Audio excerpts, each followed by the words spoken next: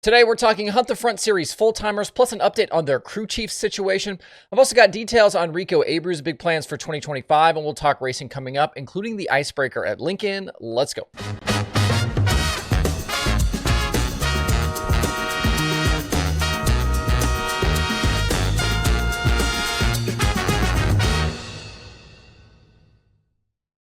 It's Thursday, February 20th. I'm Justin Fiedler. This is DIRTRACKR Daily presented by Kubota Genuine Parts. A couple of weeks ago, when I talked on a daily about Rico Abreu being effectively confirmed back full-time with High Limit for 2025, a bunch of commenters apparently missed it because it was mixed in with some other sprint car and High Limit stuff. Several claimed I actually didn't talk about it and accused me of clickbait. It wasn't clickbait, and yes, I did talk about him. A wise man once told me, paying attention, it's still free. I wanted to do a Rico update today, so for those same folks, here I am emphatically pointing out that this is the Rico Abreu portion of the show. I don't want you guys to miss it again. Things went sideways during Rico's offseason, and like Carson Macedo, he was forced to miss the Australia racing because of injury. He shared on Christmas Day that he'd injured his wrist and would need surgery. Here more recently, things seem to be going well. He's posted a number of workout videos to social media. My favorite, though, was the clip of him sitting in a hot tub wearing his helmet and fire suit, talking about turning up the heat in 2025. Rico, one of the more creative race car drivers on social media. For this season, Rico has set an ambitious schedule, which is now available on his website. It does include the full High Limit slate with his season debut set for Las Vegas, March 13th and 15th. He's also got 23 Outlaw shows planned that includes spring appearances at Peevely and Knoxville, all of the Outlaw Crown Jewels and World Finals. Knoxville and the Nationals appear to be a really big focus this year, as outside of the Outlaw races, he's also got 5 weekly Knoxville shows on his schedule. There are nearly 90 races on his full slate, and even if we lose 10% of them to rainouts, this would be Rico's busiest year since probably 2021 when he raced 83 410 sprint car shows. The 24 team ended up third in the final High Limit standings last year, just getting nipped for second by 1 point after the final race by Tyler Courtney and the 7BC. I think Rico will again be one of the main challengers to kind of take down Brad Sweet's dominance, but that squad does need to find a bit more consistency. 8 High Limit wins, that's great, was tied for second with the series, but they need to find more top 5s and top 10s to really match the 49. This ends the Rico segment of today's show. We're still about 2 weeks away from the start of the Hunt the Front Super Dirt Series Championship season. They opened at Needmore Speedway during Speed Weeks, but if you might remember, that was the Hudson O'Neal win with Kevin Rumley and that crazy Brian Shirley Fire Night. That was a non-points event, though, and things get started kind of more for real March 8th at I-75. I wanted to run through their announced roster so far, as they're sitting at 11 cars right now. That list includes Cade Lowdy, Mario Gresham, Zach Mitchell, Dillard Hatchett, Oakley Johns, Peyton Freeman, Corey Hedgecock, Josh Putnam, Luke Morey, Christian Hanger, and obviously Joseph Joyner. That puts the series at 11 full-timers so far, and this list will likely grow in the coming days, maybe up to past 15.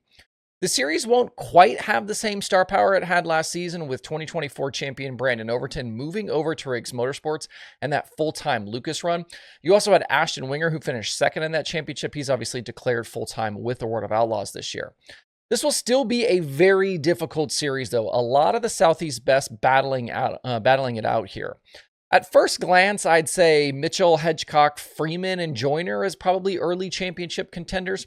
There are a few other names floating around as possibilities that I probably throw in here if and when those announcements get made.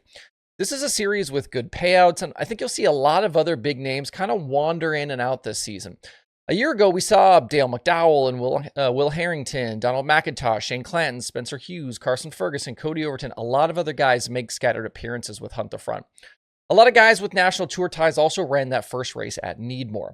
The points opener at I-75, it's $20,000 to win. With the national tour still off that weekend, I could see some traveling guys coming in for this one. Keep an eye on this series for more roster announcements, though, in the coming days. One other Hunt the Front note, I got asked last week when I did a live stream about the future of the relationship between the team and Talon Center. Remember, we talked during Speed Weeks that Center, who has a lot of previous top-level crew chief experience, was helping out the Hunt the Front team for some races. I was told that while he's not a full-time employee of the team, he will serve as Joseph's crew chief at a lot of events this year that includes Hunt the Front Series races and at Eldora for the Crown Jewels. It's officially a consulting deal between the two sides. Joyner finished 6th in that race at Needmore. They struggled with some bad luck and technical gremlins during that Lucas weekend at Alltech, but we'll see if this relationship with Taylor Center starts paying some dividends. In Central Pennsylvania this weekend, it's Icebreaker time. Lincoln Speedway has 5,000 to win both Saturday and Sunday for 410 sprint cars. Definitely going to be chilly, so if you are planning on going, make sure to bundle up. Right on schedule this week, though, we've had the usual yearly conversation about whether or not this event should even happen. Is it too cold? Is it too early? Will teams and fans show up? You know, all of the usual talking points. I think the event and its continued place on the schedule are really all the evidence that we need here. If it didn't work, nobody showed, and Lincoln was losing money, they wouldn't keep doing it. But every year, here it is on the schedule. Doesn't seem that difficult to understand to me. If folks want to go, go. If it's too cool, if it's too cold, that's also okay. You guys can catch them on the next one. It's going to be streamed live both days on Flow Racing as well, so you could still tune in even if you don't want to go. As for who is going to race this weekend, I'd assume the kind of usual cast of characters. Looks like Danny Dietrich is headed that way, Dylan Norris, Anthony Macri, Justin Whittle, Brandon Raymer, Chase Dietz is going to be there in his new deal with Stamen, Brock Zierfoss, and Lincoln's 2024 track champion Troy Wagaman Jr. Wagaman also the defending Icebreaker winner with Freddie Raymer winning it the past 2 years. It's interesting looking kind of through just that list right there and thinking about how tough Central PA could really be this season. Maybe tougher than we've seen in a few years. Guys like Macri and Dietrich always fast. Freddie Raymer looking for a bounce-back season. Wagaman on the rise in that Hefner car. Dietz and Stamen could be a potent combo, also adding crew chief Tommy Carl there. And Zierfoss back in the mix after several seasons on the road with the Outlaws. From here, racing in Central PA really starts to ramp up over the next several weeks and kind of into the spring. This is obviously kicking off Lincoln's weekly programs, but Port Royal opens March 8th and then Williams Grove on March 15th.